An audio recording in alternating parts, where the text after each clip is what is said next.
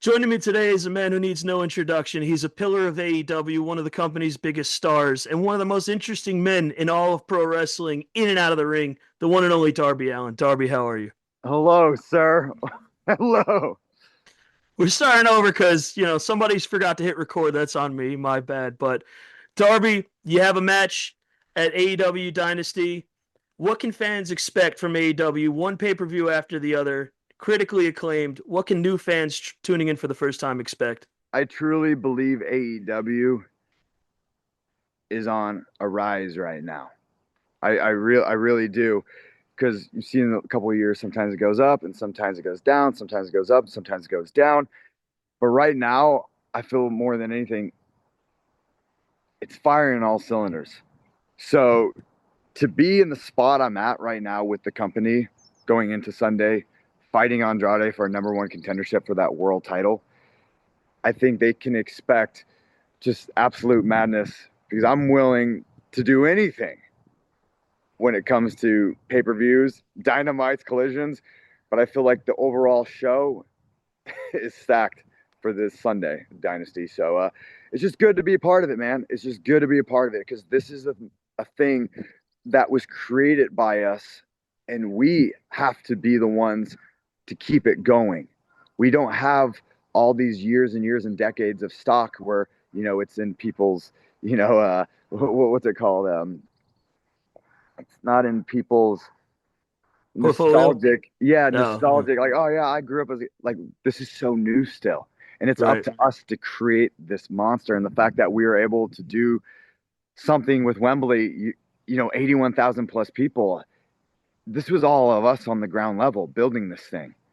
So the fact that these pay-per-views are going hotter and hotter, dude, I love it.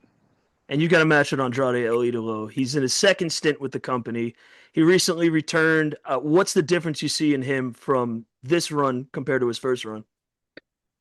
I feel with Andrade, with him leaving and coming back, he truly understood the importance of AEW. He truly understood that with AEW, it's all up to you. How high you want to go, how low you want to go, it's all up to you. And if you just go out there and you kick ass in that ring and you're willing to give everything for this, the favor will be returned. So if you could just check your ego at the door, this can give you everything. So I feel like Andrade is the best version he's ever been right now, minus being with Don Callis. But the no, it's incredible, man. I accept anybody that comes into AEW. I'm not concerned with losing my spot.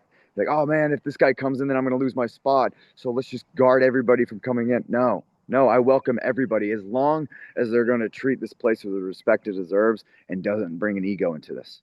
That's all I ask. That is all I ask. And Andrade is kicking ass. So I want to be in the ring with somebody that makes me better, because he is one of the best wrestlers in the world right now. And you're focused beyond the Andrade match. If you win, you get a shot at the AEW Men's World Heavyweight Championship. Will it be that much more special if MJF is still holding the title? It's hard to say. Yes and no. Yes, because me and Max have gone at it for years, way before the independents. Or not independence, way before AEW on the independents. We were at each other's throats. So to be able to take that from him, somebody that is literally my polar opposite, would mean everything. But on the flip side, if Kenny Omega's champion, that's the first time ever match. Something that a lot of people never thought they'd see. Never thought, I would never think I would have saw that. I was never in that realm at the time, with Kenny and New Japan and everything like that. So, but to be world champion is everything, because I feel this company has given me everything outside the ring and inside the ring. So to be the face of this company, I truly feel like you need to be that world champion. So this week is pretty much do or die. It is do or die. And you have been a pillar of the company since its launch in 2019. You literally carried the flag to Mount Everest. How important is that role for you? You know, when I think about wrestling, I think when you get into wrestling, there's a million roads you can take. And more times than not, I feel a lot of people feel like they're not good enough. their true self isn't good enough. So they have to put on this act. They have to become something, put up these walls because they're afraid that their real self is not going to get the job done. So with AEW, it gave me everything and I had to change nothing. So to be the face of that is everything to me. To inspire future generations that maybe they can just watch like, oh, this guy literally became the face of this company while never having to change a thing. So maybe I don't have to change a thing. Because in a world where everybody's telling you you're not good enough, I feel like you need to be reminded that you are always enough. And to do that while staying true to myself, that's why I need to become world champion, period, of this place. But it's easier said than done because it's really intimidating. And to be able to climb Mount Everest and come back down and maybe feel that you'll never actually be the guy of AEW and you're willing to actually die for this place, it's tough. It's really tough. And it's really intimidating. So this week is do or die with Andrade. So time will tell how everything plays itself out. But I'm gonna do what I always do. And you said Mount Everest. You're gonna get this question the rest of your career. What was it like reaching the summit of Mount Everest? It was incredible. I cried at the top because I realized that wrestling is a thing that has no off season. It's all year long. And the fact that I was able to do this in the middle of my career, I just can't put into words because I understood that I was truly living on that mountain. And it and it wasn't just a cog on the wheel that was going to get chewed up and spit out by the machine. I was truly alive on that mountain. And I was able to shove so much things into that trip. Proposed to my girlfriend on the summit, even though she wasn't on the summit. She didn't come down. I made a video because she did not want to die on the mountain. But the kickflip, highest elevation kickflip at Camp 2, holding that AEW flag on the summit, talking my shit to Moxley. I, dude, I was truly alive. I was truly alive.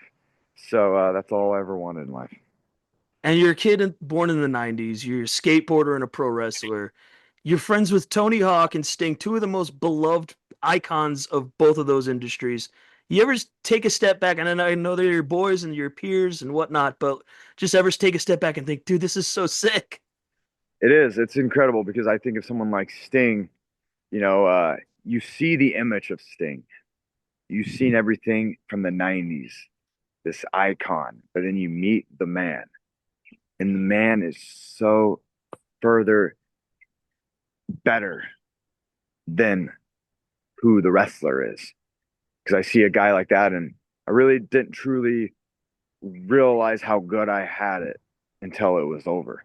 Because I see Sting, and I could have been paired up with some really egocentric veteran that let this world consume him, this wrestling world consume him. And it's like, who are you under the fame, the glory, the material stuff? Who are you? But Sting, man, he got to retire and he rode off into the sunset in peace. And he truly is at peace with himself.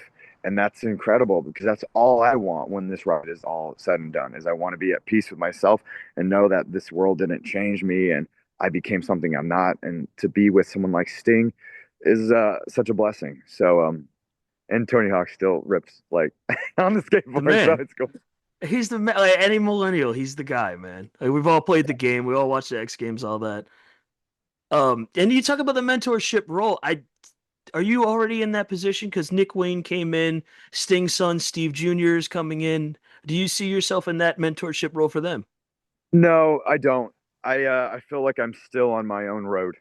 I'm still, and I'm not where I need to be right now to be a mentor in my eyes because I don't know. I truly just the whole thought of maybe I'll never be the face of this company is eating me alive, and I really need to just be concerned with myself, and I can't always keep reaching out and trying to pull people up. A lot of times, man, the only way to truly get this done is if they do it themselves.